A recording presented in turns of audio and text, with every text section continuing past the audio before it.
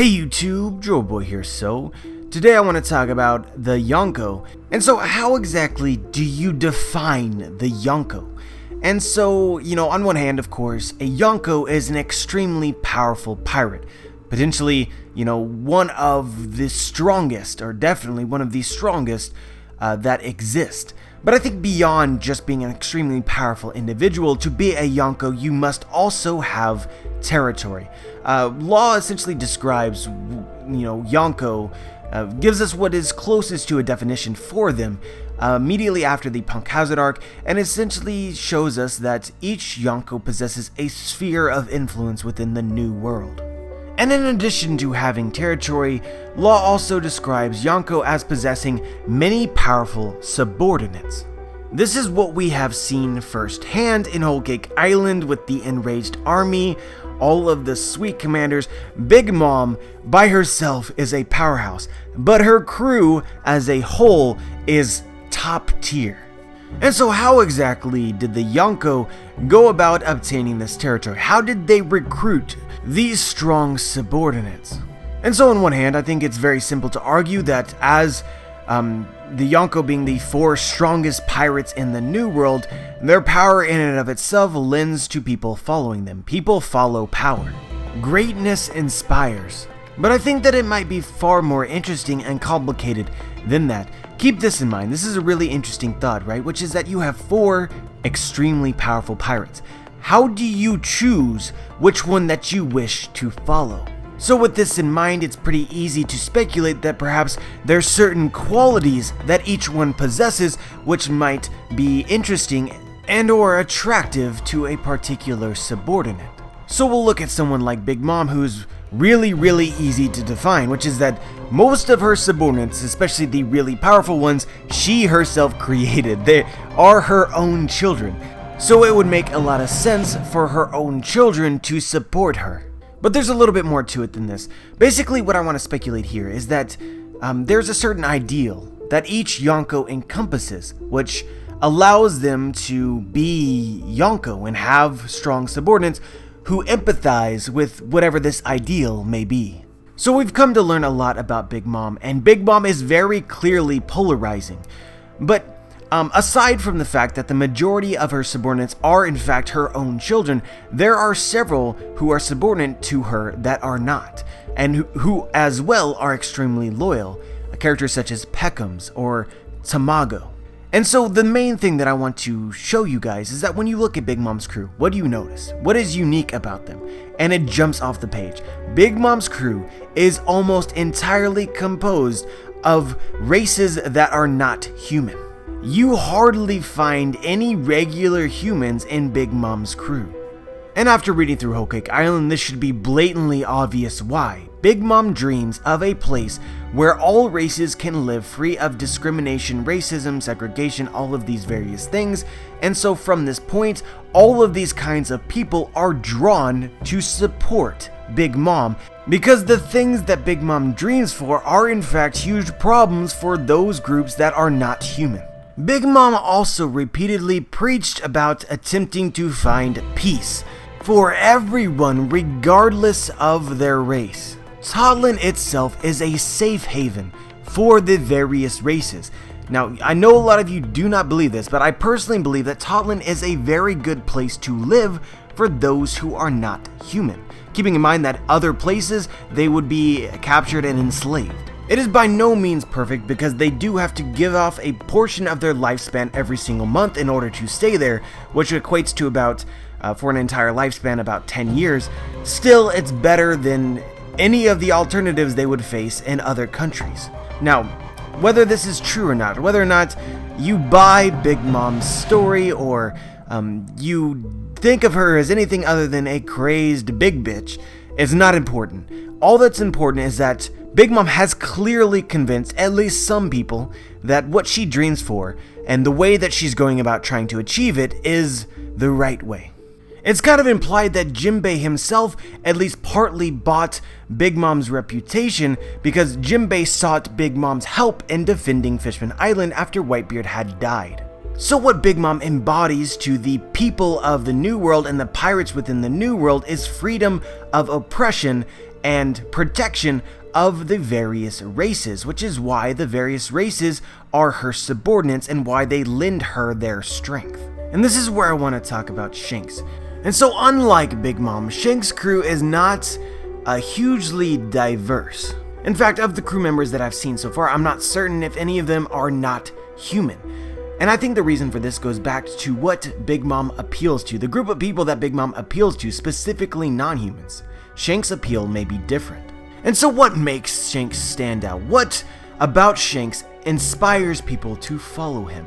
And so when looking at him and his crew interacting, the only thing that I can really come up with is that Shanks views himself as an equal to every single member of his crew.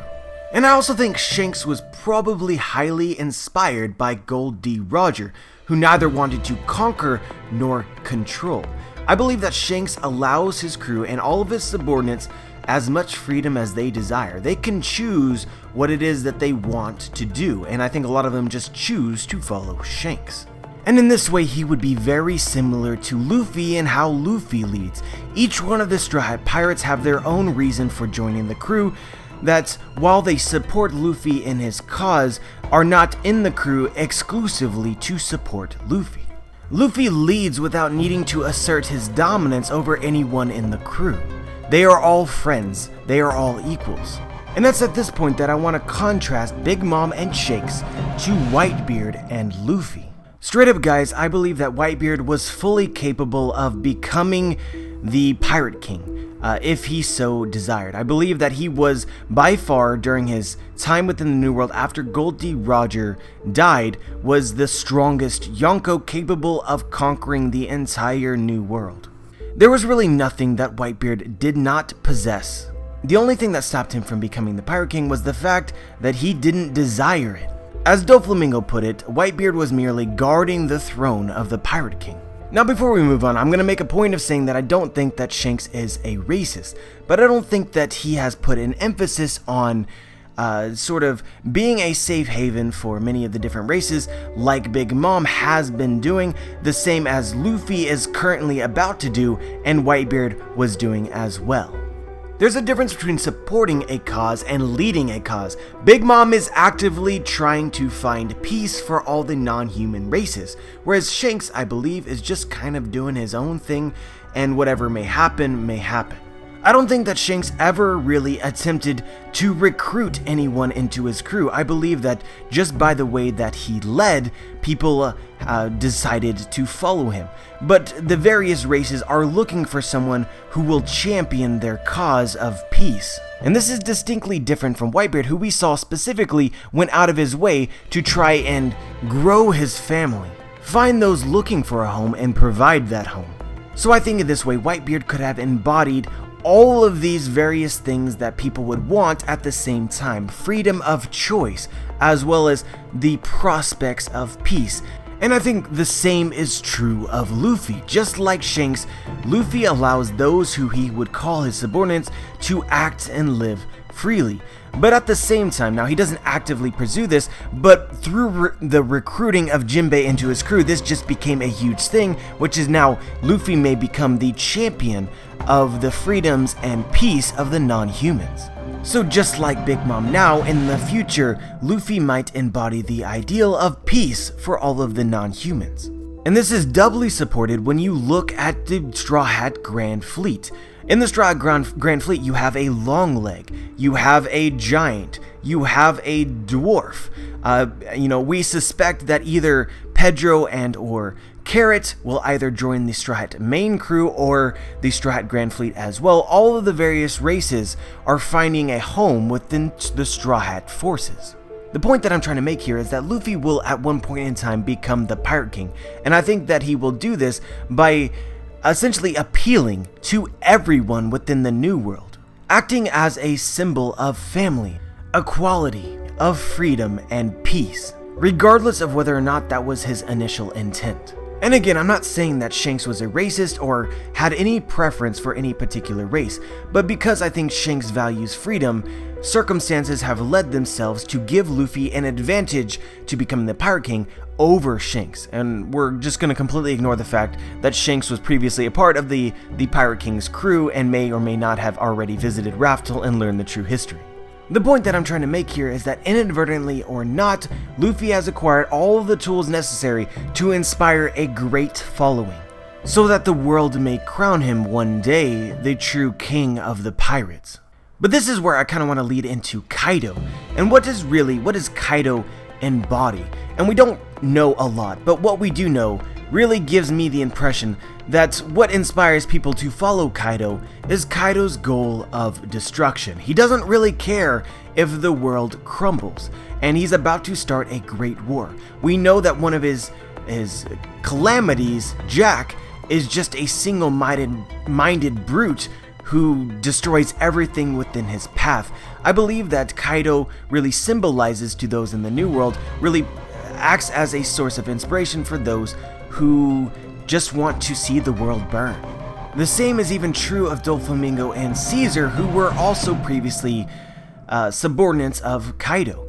Caesar just wants to create weapons of mass destruction, and Doflamingo himself also pretty much said that he just wants the world to devolve into chaos. People of these type would not fit in any of the other pirate crews of the Yonko. Whitebeard wanted peace and family. Big Mom, whether she achieves this right or wrong, desires peace and a safe haven for those who are not human. Shanks is just somebody who wants everyone to live freely and equally, and certainly wouldn't condone the actions of someone like Jack. So for these leftover people who just want to kill, they joined Kaido, and that's how Kaido was able to gather the support enough to establish his own territory within the New World and call himself a Yonko. Aside, of course, from his own individual overpoweredness. And lastly, we have Blackbeard, and I think Blackbeard is probably the most difficult to define, but if I had to guess, I would say that Blackbeard's ambition and his ability to acquire power and his potential is what sets him apart from all of the other Yonko. Similar to how Kaido is improving the power of his own crew by using artificial devil fruits called Smile, Blackbeard is augmenting the power of his crew by collecting actual devil fruits.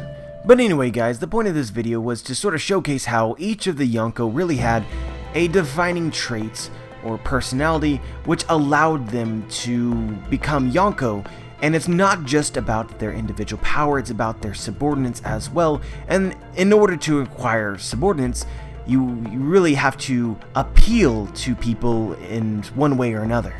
It's kind of good to compare somebody who we know is incredibly strong but not a Yonko like Dracula Mihawk, the strongest swordsman. I honestly believe that Mihawk is Yonko level, but Mihawk inspires no one to follow him, and then because of that, he never became a Yonko, despite potentially being individually strong enough to become one. But anyway guys, that's all I really wanted to talk about today. This was more of like a conceptual video, but I thought it was really interesting, and I hope you guys found it interesting as well. Let me know what you think. Like the video if you liked the video, dislike the video if you disliked the video, subscribe if you want to be notified for my future content, and as always guys, have a wonderful day.